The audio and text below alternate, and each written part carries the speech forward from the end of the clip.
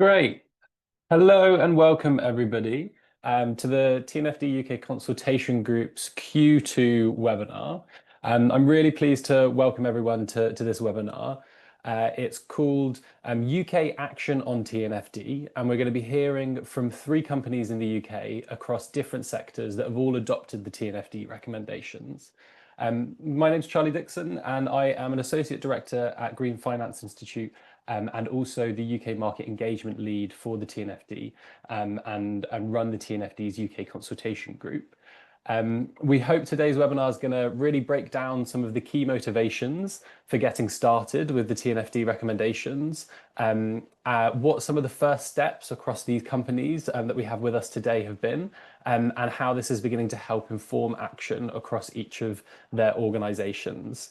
Now, a few little housekeeping notes before we dive into the content. You may wish to put your Zoom into speaker view, so that will make sure that you have the person who's speaking enlarged on your screen, so it'll be the best viewing experience. Given the number of participants we're expecting today, we have disabled microphones, but we really encourage everybody to submit questions through the Q&A function on the screen. So you should see a Q&A button along the bottom of your Zoom panel. There you'll be able to submit both your own questions and to see questions submitted by others. So on the questions submitted by others, there should also be an upvote button where you can indicate that you'd also like that question to be answered. So if you go on there, you see a question that you like, you think, I really want to hear what the panelists have to say about that, and please click that upvote button and we'll make sure to prioritize the questions that the most people are excited about. And so with that, it is my great pleasure to introduce our speakers and our panelists for today. We have joining us Laura Chapman, Interim Chief Sustainability Officer for London LGPS Civ, so that's the local government pool for London boroughs. Christina Church, Group Head of Sustainability at Aberdeen, and Matti Yetter, the Chief Sustainability Officer for CGI IT UK. So, as we get stuck into the content, the first question when we speak to companies as they begin to start to explore TNFD is really, why should I invest my time in this? So what's the business case for getting started? So I wanted to start by asking, across each of the different organisations we have with us today, what were your motivations for exploring TNFD and working on a TNFD-aligned report? And as you do, maybe just as we're beginning, it would be really great to start with just a brief overview of your business's key activities for those who might be on the line who aren't familiar. Laura, if okay, I'd love to start with you. For sure, thank you very much. As you've explained in your kind introduction, I'm Interim Chief Sustainability Officer for London CIV. We manage pension investments on behalf of 32 London Borough local government schemes, so that's about 30 billion in total AUM at the moment. We invest across asset classes, so the majority of our investments are in public markets at the moment, but we do have a growing private markets business as well.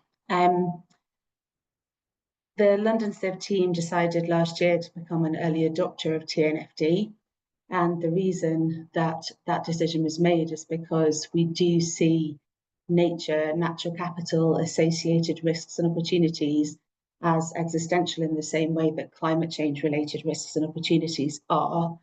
We think that it is an understood and slightly neglected area in terms of ESG, the importance of natural capital, not only to our lives, the enjoyment of our lives, but also to our economy, to everything we depend on, from food to minerals to materials, is all natural capital dependent, and it's so intrinsically linked to climate change that we thought it's a hugely important area. It's something we really want to engage with. And so becoming an early adopter of TNFD, we thought, okay, we don't quite know exactly how we want to tackle this, but we think the TNFD framework can help us to do that. So by engaging with TNFD, looking at how we get our data, looking at materiality across our portfolios, that's going to help us to consider the risks and opportunities in this area. Great, thank you so much, Laura. That was a really good overview. Christina, now let's turn to you. I think there are some quite interesting similarities to your perspectives actually over at Aberdeen, certainly in terms of that wanting to get a handle on the investment exposure to material dependencies and impacts. So could you maybe tell us a bit more about your motivations for getting started as well? Yeah, thanks, Charlie. And as you said, very similar to Laura. So I'm Group Head of Sustainability at Aberdeen, which is Aberdeen Group, which is a wealth and investment group, and look across the group to think about impacts and dependencies related to nature and broader sustainability issues. So for similar reasons to Laura, there was very much a focus on the linkage between climate and nature and the interdependencies. I think when we started, and we were also an early adopter of TNFD back in 2021, when we look at sustainable investing more broadly within our investment business, we have a 6-step process. And within some of the steps and the building blocks of that, starting with research and data, and then the next step is sort of integrating into the investment process. And we started, looking on the research side. The more work we were doing related to climate, the more that nature dependencies came up, and we were looking at the research, very much looking at biodiversity loss, looking at natural capital, deforestation, and realizing that there were clear risks as well as opportunities within our investment portfolios. We probably at the very early stages weren't seeing so much client pressure, not that much regulatory pressure to start working on the nature side, although both of those have built in, now. I think on the regulatory side, there's certainly been much more integration of nature into some of the frameworks being built out for some of the national and international regulations. Index providers also starting to ask a lot more questions related to nature, thinking of CDP in particular there. So that's driving, I think, now more pressure. But certainly in the early stages, it was very much coming from our own in-house house scores that we were building for looking at dependencies across sectors, across geographies. And then a lot of the early work was very much thinking about collaboration and engagement and working very closely with the TNFD to understand how we could build frameworks, what would be useful, signing up to things like Nature 100, Finance for Biodiversity Pledge, to really just start the process and work out impacts. And then more recently, it's kind of focusing as a business, as a corporate business, not just on our investment dependencies, but what do we as a PLC, what are our impacts related to nature?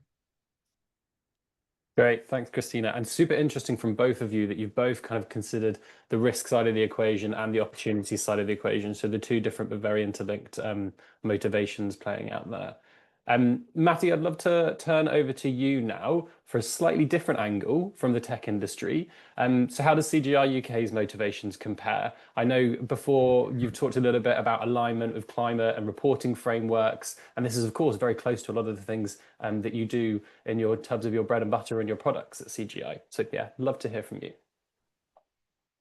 Yeah, so hi everybody, I'm Matty and I'm the Chief Sustainability Officer for CGI. I do apologize for the slight background noise if there is some coming through. As CGI, we are a large system IT integrator. So we deliver IT systems to multiple industries, banking, governments, healthcare. We're really multi-industry. And so for us, our motivations were we had initially published our TCFD report.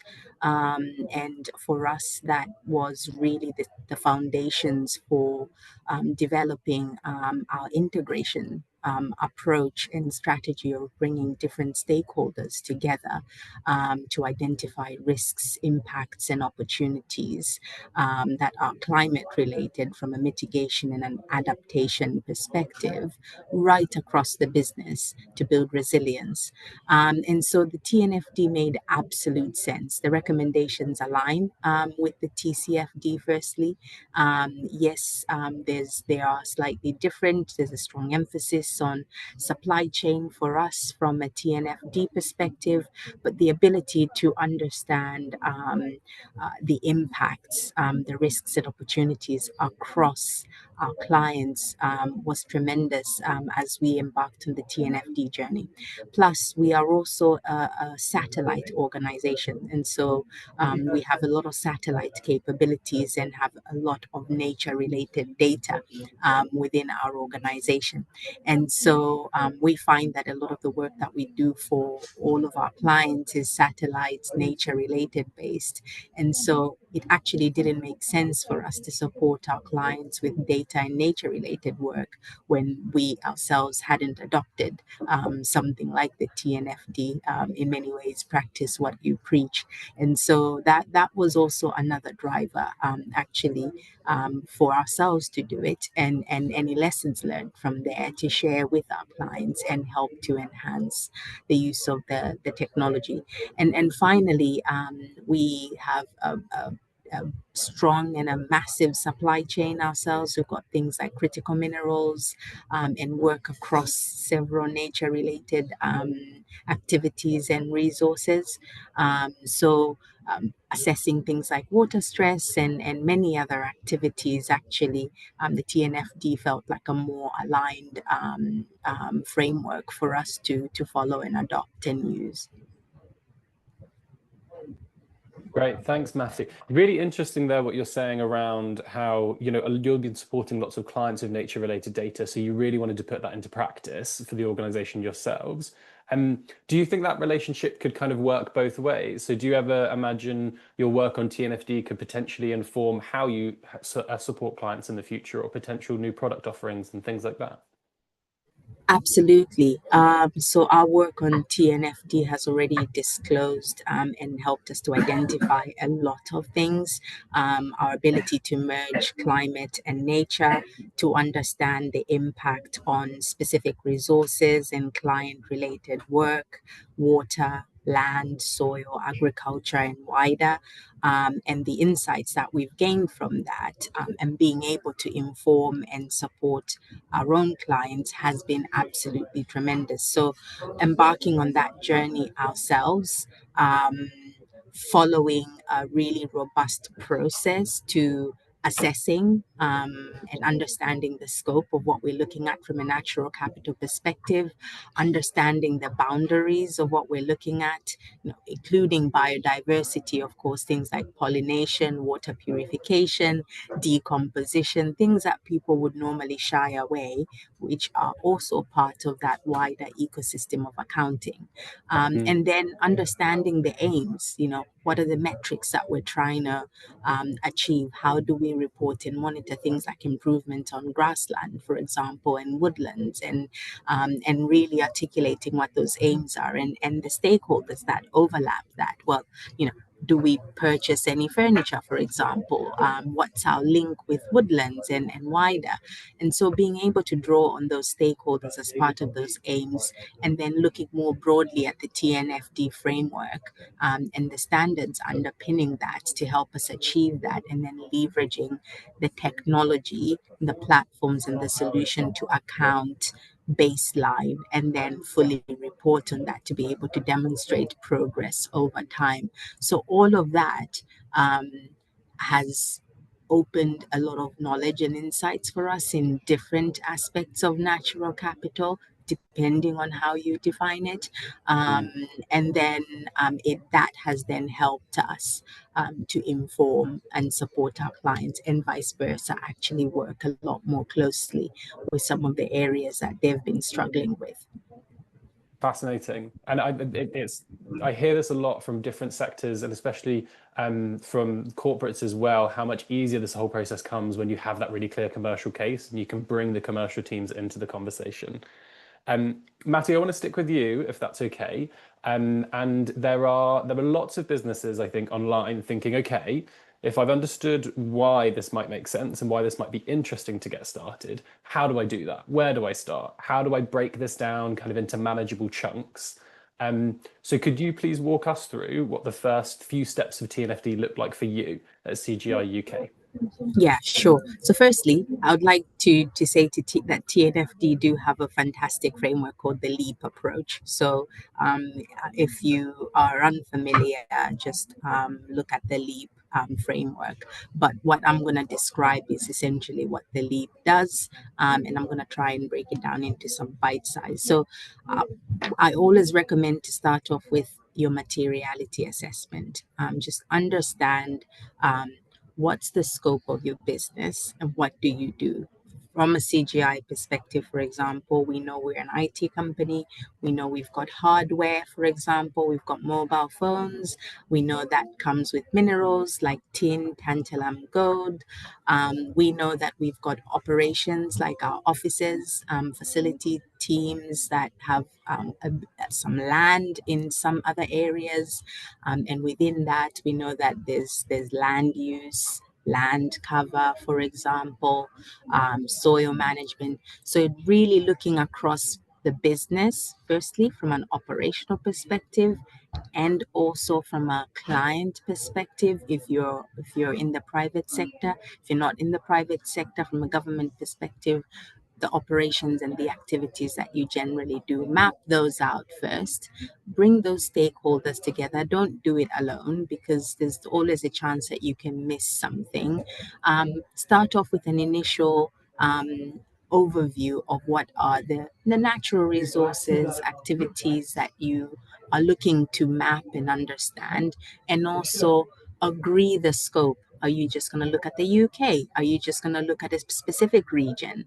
And there's a lot of resources out there, whether that's from the TNFD or online, that will guide you in terms of what areas and how to break down different areas. Do you want to just have abiotic or geological, which are just your minerals and energy?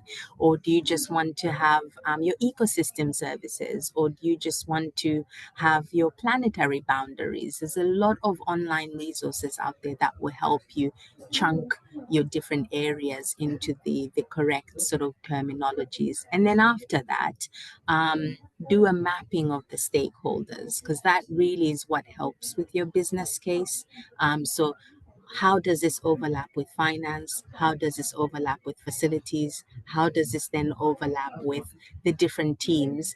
And then how do we create a link in terms of how does this help them, whether that's legislation wise, whether that's maybe transitioning, or are there any opportunities out there for maybe developing new services and tools, really looking across the piece. So I need to stress that this is not something that should happen within 2-3 weeks. You need to give this a bit of time. I would probably say ring fence at the very least 4 months, and have some weekly sprints with different stakeholders. We had a TNFD working group which met every week, and every week there were just different questions and topics that we bounced off that group. Once we had agreed the scope, the boundaries, that's when we really started getting into the details of how do you measure this? What are the metrics that are involved with this? Where do we even source the data? Who's got the data and what expertise are there within the organization to help us, or more externally, to really begin framing the financial framework of actually how much is this gonna potentially cost you, and where could you maybe even make some savings, or actually where could you generate those opportunities that Christina and Laura have highlighted. And then from there, it is a lot easier once you begin mapping all of that, populating it into a spreadsheet or into a tool, and taking it really slowly. So don't rush yourself, don't panic, don't think that you're behind the curve. It's a journey more than anything, and a journey that's actually a pretty fun one, I would describe. Amazing. Thanks, Natty. And a really good health warning there. I will totally underline that. You do not have to do everything all at once. That's definitely not the ethos of TNFD. So if there's 2 things to take away from what you've just said, I think it's defining your scope, knowing where to start, and that you don't have to do everything, and then using that to prioritize and figure out where your efforts are going to get the most impact, and just focusing on those bits to start. Thanks, Natty. Laura, I'd love to turn to you now, if possible, to see how this compares a little with London LGPS Civ's journey.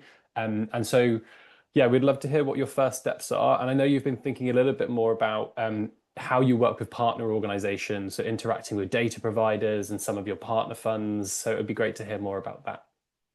Absolutely. And I've got so much in parallel with what Matty's just described, and it's really interesting to hear about it from that point of view. And although we're a very different organisation, we very much started in the same place in terms of looking at, what are our parameters, what data can we get our hands on, how do we want to build this up stage by stage, and very much looking at our experience from TCFD and the very similar framework that's been put in place that's really useful.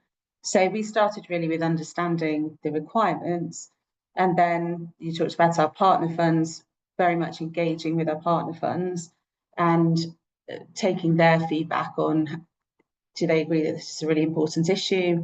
Some of them were coming to us and saying, we really want to see engagement on this.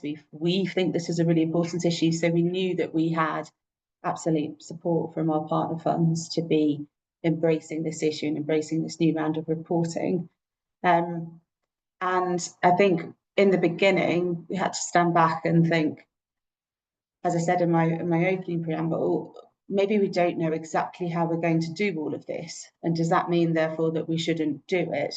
And we thought, no, at this point, it's voluntary reporting. We're an early adopter. We're going to do our very best. We're going to put our best foot forward, and we're going to learn from the process. And hopefully other people can also learn from our learnings, as it were. So we'd rather roll our sleeves up and get stuck in and do what we can. So, as I say, we started by understanding the requirements and then looking at where do we think we should probably focus across our own holdings. And much as we would have done with TCFD, we will probably focus in the first instance on public markets where there's a bit more available data, and then engage with our private markets assets to see, well, what data can we get, what can we represent, and really bring in what we can. And then build on that over the years ahead. And then looking at data sources, we have spoken to various different providers, including our own current data providers. And we are seeing most of the mainstream data providers, including nature-related modules in what they offer. We're also seeing more niche or boutique data providers coming up that are specifically focused on nature and natural capital. At the moment, we've taken the decision that we're not going to probably bring in a bespoke natural capital data provider at the moment. We're probably going to rely on the data that we can get from our managers and from publicly available data through the Encore system in our first year, when we're really trying to map where is the materiality of our exposure, where do we need to be focusing our efforts. And then once we know that, we can start to drill in a bit more to, well, do we think there are specialist data needs that we have? Now that's only our decision. It'd be perfectly legitimate to take a completely different decision and to bring a data provider in, or indeed bring in a consultant to do the whole thing for you. But that's the approach that we're going to take in the first instance. And then look at how we work through the data. How do we pull out the key points? How do we assess the materiality? And then how do we structure that into that TNFD format of your governance, your risk, your opportunities, and so on. So those are first steps for us. Really helpful. Thanks, Laura. And so that's kind of the first steps on assessing what data is out there and thinking kind of what does that assessment approach look like and how could it evolve? Have you also done any thinking on the opportunity side of the ledger as well, maybe working with your asset management partners? Absolutely, yes, we very much have. So as part of our conversations with partner funds, as well as looking at risk, we were all very cognizant of where are the opportunities in this area.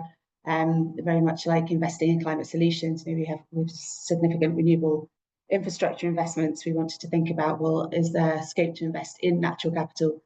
So over the last year, London CIB has put together a nature-based solutions programme, which is investing in sustainable agriculture and forestry globally, and also one particular fund has a focus on UK forestry.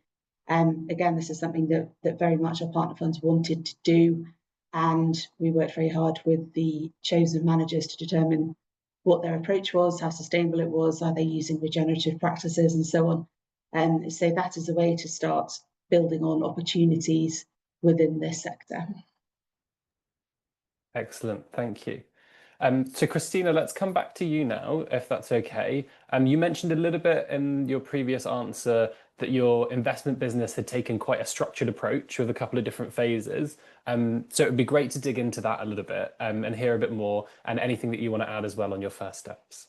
Yeah, absolutely. And well, everything that Matty and Laura both said chimes so much with how this started. And I mean, we also started thinking about materiality across our business, and that's where, when we did the materiality assessment, that where we saw the greatest impact was within our investee portfolios. So we started in our investments business, and we've latterly expanded towards across our group with a corporate approach.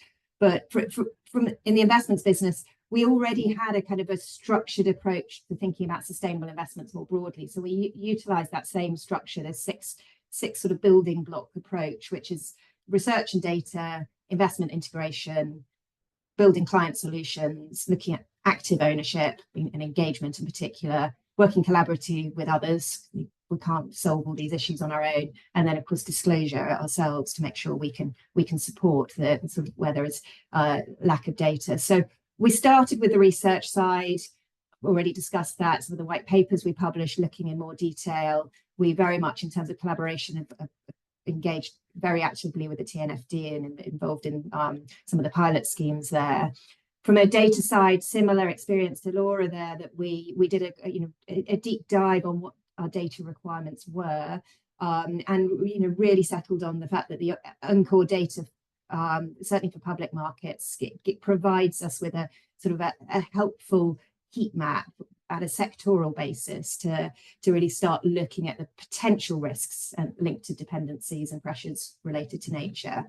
But what the data doesn't yet tell us is sort of there is a need for us to then overlay our own bottom-up analysis, and we do this for funds where clients are asking, or where there's specific objectives, but very much looking at trying to translate those potential risks to actually look at what are the most likely risks to come out, and that really is more of an intricate process of looking at sector by sector where we see some of the biggest exposures.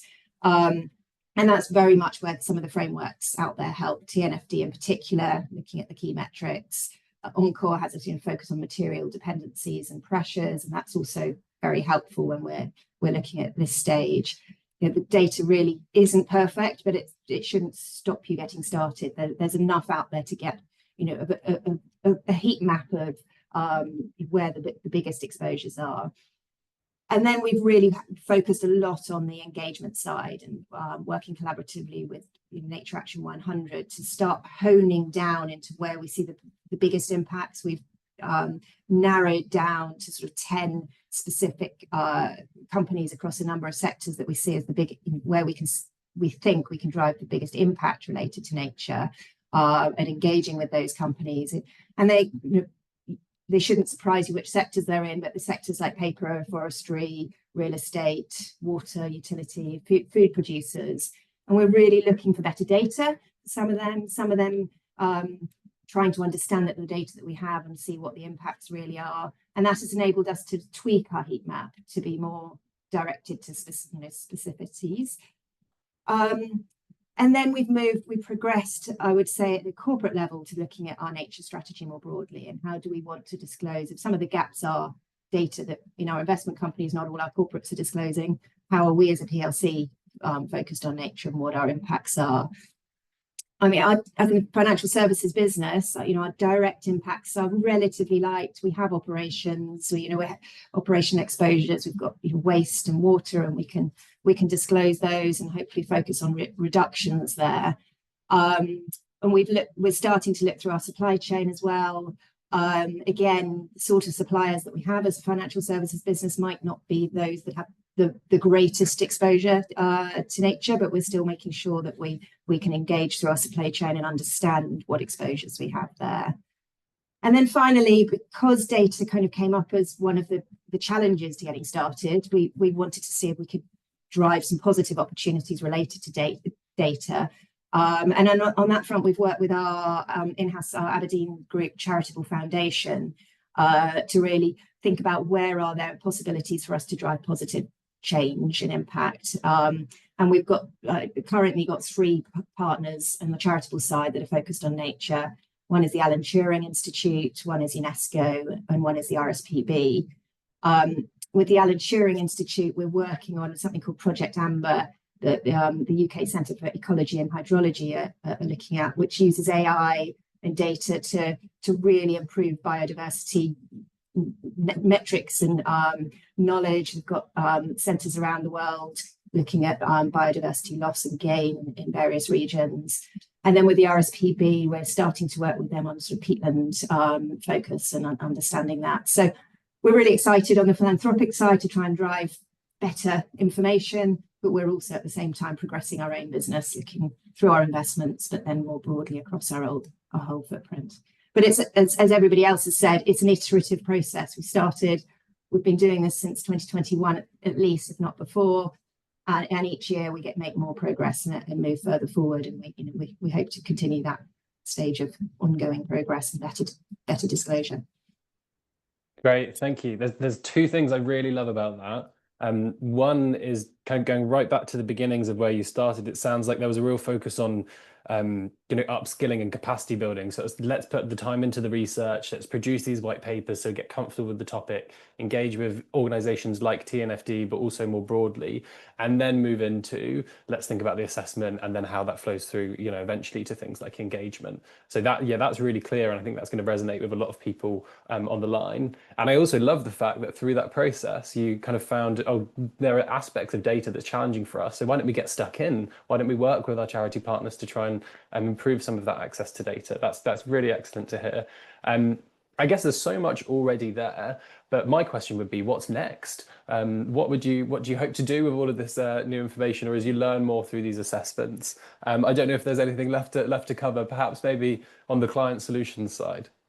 Yeah, I mean, also what's next? I mean, there's always more we can be doing on the charitable side, but equally, I think on the engagement side, now that we've kind of honed to particular companies that we're really focused on, we see it as a very much collaborative engagement, that we're working with those businesses to try and get better information, sometimes drive change as well. But we do think there's more that we can do from an engagement side to, we wanted with a water utility company we're working with, gain greater clarity on their efficiency targets and make sure that we understand how they're going to be able to manage those, and honing our own risk exposure metrics is an ongoing process. But as you said, I think it's the solutions side that we're really excited about and focused on. How can we put this into an opportunity? We've done a lot of work on the risk side, and we've been working on this for many years now, trying to produce some sort of solutions that will drive investment into, positive investment into nature. And I think one of the areas where we're looking at in particular is kind of nature restoration and carbon removal in Scotland. It's our headquarters, homeland, and we're looking at how can we drive some nature positive projects. And the way we've approached them is to think about them very similarly to infrastructure projects. I think because of the long time horizons, some of the payback might take beyond 20 years to come out. We really have to look at them as if they're just the same as any other infrastructure project, even if it's looking at forestry, peatland, etc. So on that front, we've realised that there's a need for partnership, a partnership approach, a JV approach when we're looking at investment opportunities. So we've built a model where Aberdeen can act as sort of the equity financer for these projects, but we're working with others to help us to support building the infrastructure model. We're working with partners such as Palladium, who can focus on the project development side. We also obviously need to partner with landowners if we're looking for peatland restoration or for forestry work. So we've worked with partners that can help us, Hamden & Co, and it helps us with landowner facilitation, so that we're ensuring that the work that we do will offer a fair deal for local communities as well as local landowners, that although we're looking to scale solutions and that need to be profitable ultimately to be investable, we do want to make sure that there's the right payback, that this is the right thing to generate benefits for local communities as well. We've also partnered with government in this case, Nature Scott, government agency, to really make sure we've got the right oversight and that the standards around the credits that we hope to create as some of these partnerships come to fruition, that they really are scalable and done in the right way. So, as I said, we're focusing on both peatland and woodland opportunities. The way we've started is to build kind of clusters of areas where we think there are the greatest opportunities for biodiversity enhancement and restoration, clusters of specific landscapes. We're trying to make sure that in those landscapes where we're working with landowners on the potential for restoration, that we're also leaving space for the right species mix, focusing both on biodiversity as well as carbon removal or carbon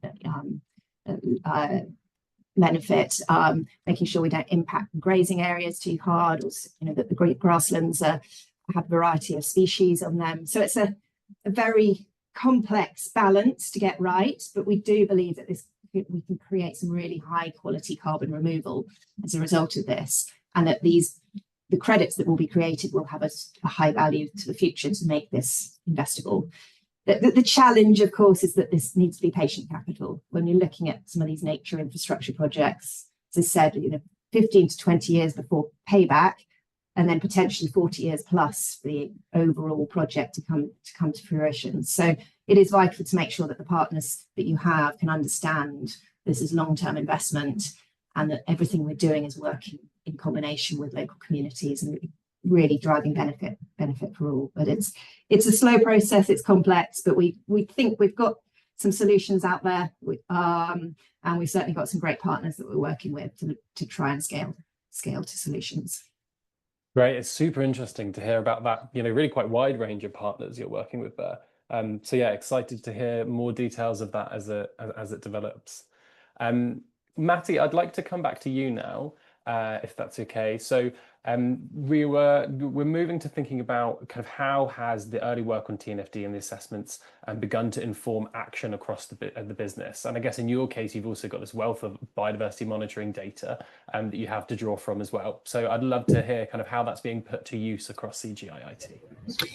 Yeah, this is a great question. So I do need to stress that we have a very strong data capability and expertise, Charlie. And as you know, this is my area of PhD specialism. So starting with EcoVadis process, as simple as I would say, as simple as complicated. EcoVadis, most of you will know, helps to assess supply chain processes and products and risks geographically. So I talked about minerals, conflict minerals, deposits, and really understanding minerals availability and the risks associated with that, and the origin of minerals as well, and then following time series analysis to understand our impact as CGI on different communities. Peatland monitoring is something that we do not just for the UK, but for countries like Indonesia. So we inform on the health of peatlands. As you know, they are an opportunity to capture carbon, but they also produce carbon. So we monitor that and provide strategies for different governments. We're developing seagrass accounts across the UK, the first ever seagrass account. So again, that's using and leveraging a lot of data to monitor and also identify seagrass using things like machine vision technologies, and then developing strategies for that. On the forestry side, not only are we monitoring and mapping the health of forestry, but we're also thinking about we are capturing actually things like soil health and carbon capture associated with soil health. For example, we're helping the ISFC, who have 16 million hectares of forestry worldwide, to map, monitor and report on forestry across 37 countries. And that's the sheer amount of sort of data we probably have within our banks. In addition to that, the much more softer stuff like pollination services, bees, we have bees at our own offices. So monitoring the health of those, plus also the health and the impact that they bring to the wider ecosystem around them. So we are sort of reporting on that. Energy availability and the transition to renewable energy. CGI supports with the smart metering program across the UK, but we're also involved in several renewable energy activities, hydrogen, solar, and so we're monitoring not just the availability, but pockets where new energy can be developed to support energy providers. Things like land use, grassland, woodland, as I talked about, barren land, and the impacts for those to drive things like erosion or water stress and drought adaptation and mitigation are also some of the areas that we are reporting on, but also using to inform our developments. Water quality is another area that we're monitoring, including groundwater and surface water, things like water runoff, digital elevation, how steep is the water from different geological features, and then incorporating things like scenarios into the future to 2070, mixing both climate and nature, following the RCPs or the SSPs, climate scenario modeling pathways of 1.5 degrees or 1.8 degrees, 2.53 degrees, depending on which pathway we land on. We've done quite a bit of scenario modeling across all of those. In addition to that, we are always looking at how do we use this data not just to help us, but to help those around us. So things like data as a service, but also using things like AI to predict into the future and to give people better scenarios. What if decisions, what if I decided to open an office in this area? What's going to happen in the next 2, 5, 10 years following the different scenarios and wider. So data is key. Data is gold. Data is an asset to inform decision making and provide insights that people can generally and companies can act on. Great, a wonderful hit list there for anyone thinking, how is nature related to the tech industry, or what can a tech company do to help? So that was really great to hear, Matty. Thank you so much. A quick reminder just to everybody, we're coming towards the end of the panel discussion now, so please do pop your questions in the Q&A function, and we'll get to those in the Q&A session very shortly. And so finally, Laura, I'd love to come back to you as well. And casting a mind back to the motivations that you mentioned at the beginning of the webinar, it really sounded like getting a handle on those material impacts and dependencies and risks was really hardwired into why you got started. So I'd love to hear, recognizing it's early on in the journey, like how do you hope some of that will translate into concrete action across the business? Thank you. And I'm really inspired to hear from Christina and Matty about what they are doing. And we're all going on the same journey at different stages. So for us, I would say taking it forward, there are 3 areas. There's building on the data that I talked about earlier. And then there's how do we incorporate that into our stewardship? So how do we use it to inform our engagement? And then thirdly, new product development. So if I talk first, I spoke about data before, but what I probably didn't say was that we are trying to build in the requirement for data on nature-based topics into new investment terms. So for example, when we put our natural capital funds together, we worked closely with the managers to determine what useful data points they could provide to us on a regular basis in terms of things like stream miles managed for ecological purposes, native species, so a lot of natural capital questions, but also some social questions such as jobs created. So we're trying to think really hard about how do we get that valuable information that helps us to understand what we're investing in with the natural capital funds, but also across other funds where we think it's relevant, trying to build those considerations in. And then, as I said, with the data that we get through TNFD and the work that we're doing, we really want to use that to inform our engagement and our stewardship, so to highlight where we have got higher risk areas or higher dependency areas. We already could sit back and look at a common sense approach across our portfolios and say, well, this sector and that sector is likely to have high levels of exposure, but we really want to have some information to support us on that and give us a sort of a ground line to start from. So coming away from that, we'll be building on the activity that we already do. So we already work with initiatives like Forest 500 to identify where we maybe have companies that are more exposed to deforestation risk. We work with collaborative bodies like the IPDD to engage on actual policy work on deforestation. So what we want to do is to build on that and be able to incorporate what come from our data to be the most important areas to engage with, because biodiversity and natural capital, it's so broad. There's so many areas you can engage with. There's so many important topics. And we want to use that data to say, well, should we be focusing on engagement around water use, water cleaning, water recycling? Should we be focusing on plastics? Should we be focusing on mineral extraction and sort of relevant habitat and social impact? So all of these are really important topics, and we want to use our data to help us to decide, okay, well, we want to have really proactive campaigns on this area. We want to join in collaborative initiatives on this area. So we really hope that that will help us to focus. And then if I come to the third topic of new investment, as I said, we've got our natural capital fund to start with. We have focused on some quite sort of broad investment theses that allow our partner funds to get a good grounding in investment in natural capital. Over time, it's possible that we may bolt on some slightly more niche strategies onto that baseline platform. And that's where, again, we want to look at, well, if we do that, which areas do we really want to focus on? And there are some really exciting managers emerging in this area, trying to do things like landscape-style habitat restoration, really focusing on specific issues. And again, I hope we can use our research and our data to help us decide, well, if we do want to do some more of those more niche strategies, where should they fit? And going back to what Christina was talking about, anything that we do on a proactive investment side has to deliver a certain return for a certain risk. It has to fit with what our investors need to do overall, their liquidity considerations and so on. So understanding what we already have in our portfolio is going to help us to build that out and offer the right things for our investors going forward.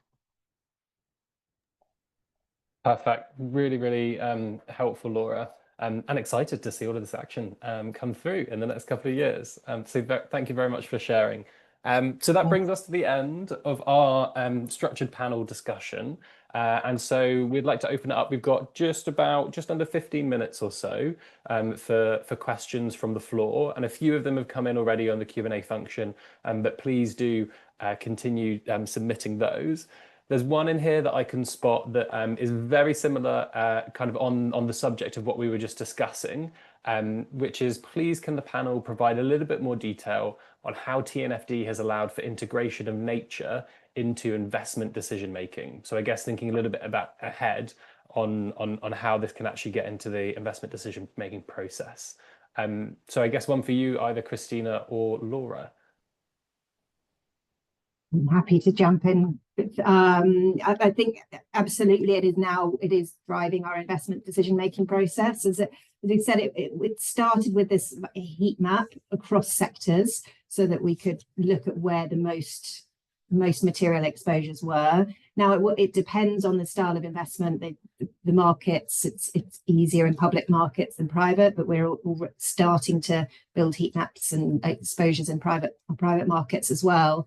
But what that does will enable us to kind of hone in on those specific companies or sectors where we believe the most exposure is and where we want to start quantifying the risks. And then that will, some of it will come via engagement with the companies to try and better understand what, if we've highlighted, we believe there's a potential risk, is it going to come into fruition? And that will involve sometimes engagement, sometimes our own more detailed analysis of the information that is publicly available already.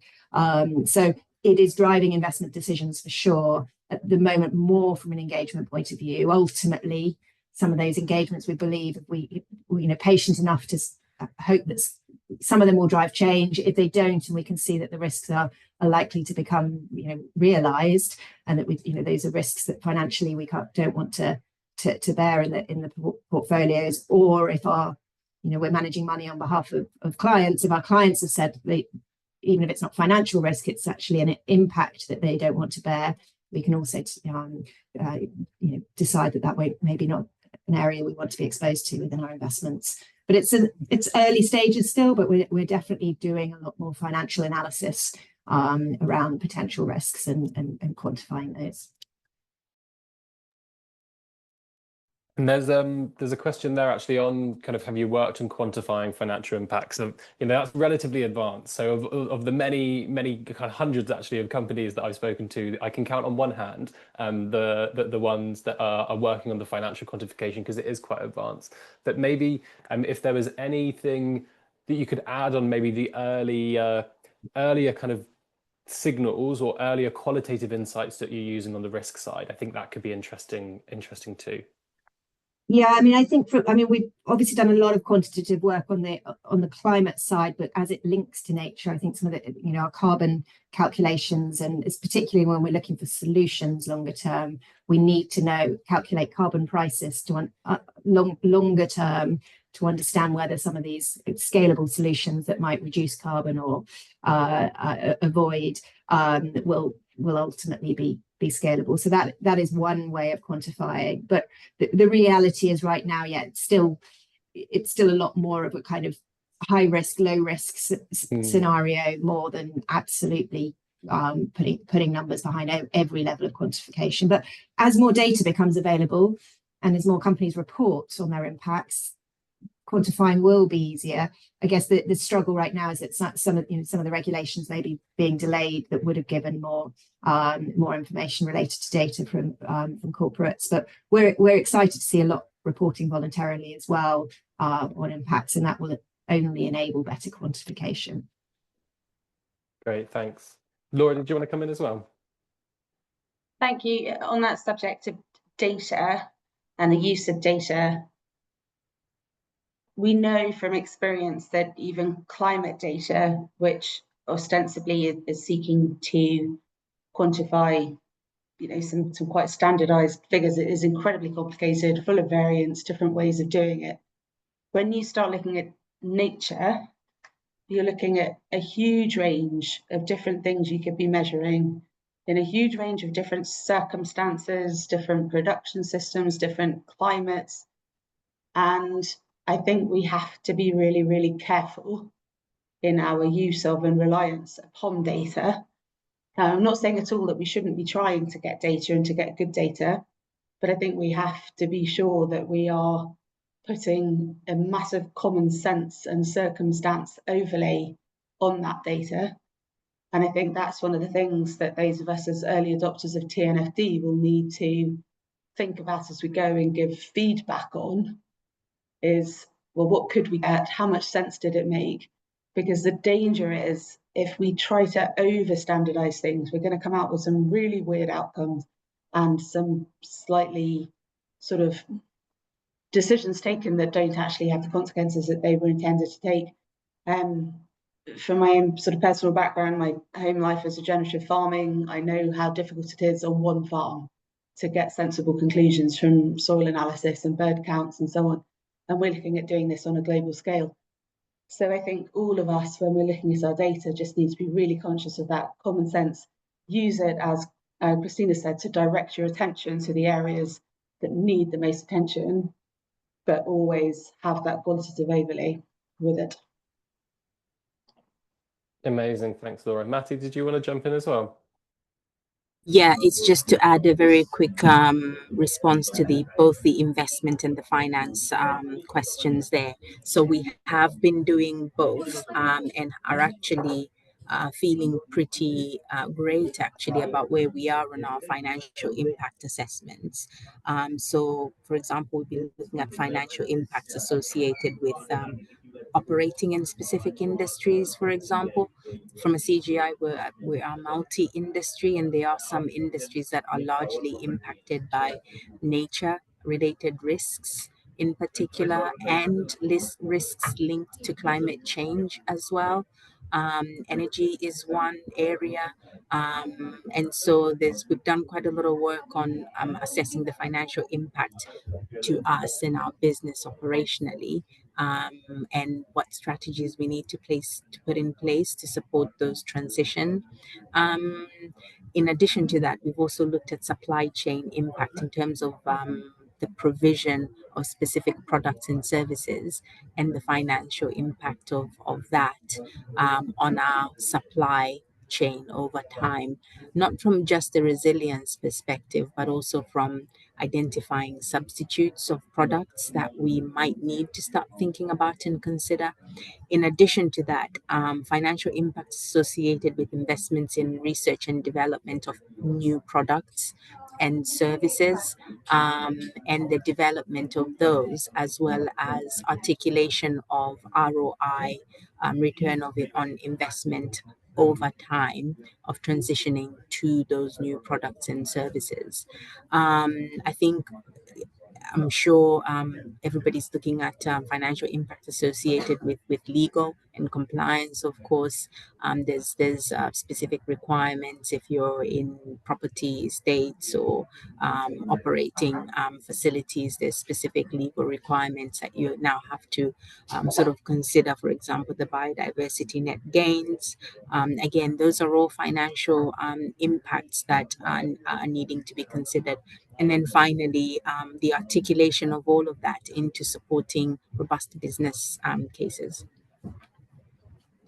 Really interesting to hear, Matty, like the different kind of transmission channels that you considered and how that could relate in or result in terms of financial impacts for CGI as a business. I think there's a lot of people on the call that will probably be thinking, gosh, okay, it all sounds well and good, but how on earth would I do that? How on earth do I get the right data to start thinking about what these costs could potentially be for me, or what these opportunities could potentially be as well on the positive side? Do you have any kind of tips or reflections on how you began that journey? Yeah, I think, do you know what? The thing I love about sustainability and TNFD is we don't exist on our own. When no organization can do this as a small little sort of island, you have to collaborate with other organizations, and you have to sort of work with others. I think if there's any guidance I can give is identify the stakeholders that have the data, have the expertise, have some knowledge and insights, and bring a group of stakeholders together. From a CGI perspective, we have a program called the SEEDS program, where we've brought in academia, industry partners, and wider to challenge our own thinking, because it's all well having this data, but actually, if you've not got a critical friend saying, actually maybe that's not right and we don't agree with you, CGI, then where do you sort of go? So collaboration is the one thing I can say. Get those stakeholders together, internal and external, and get some insights, and then work with them on your journey. Amazing. Well, that is a wonderful segue into Annabelle's question, which is how is the panel sharing the learnings they've developed through their own TNFD journeys with their wider industry peers, as well as other interested parties? So we've just heard a bit of that from you, Matty, which is really helpful. Christina, Laura, anything you'd like to add on that one?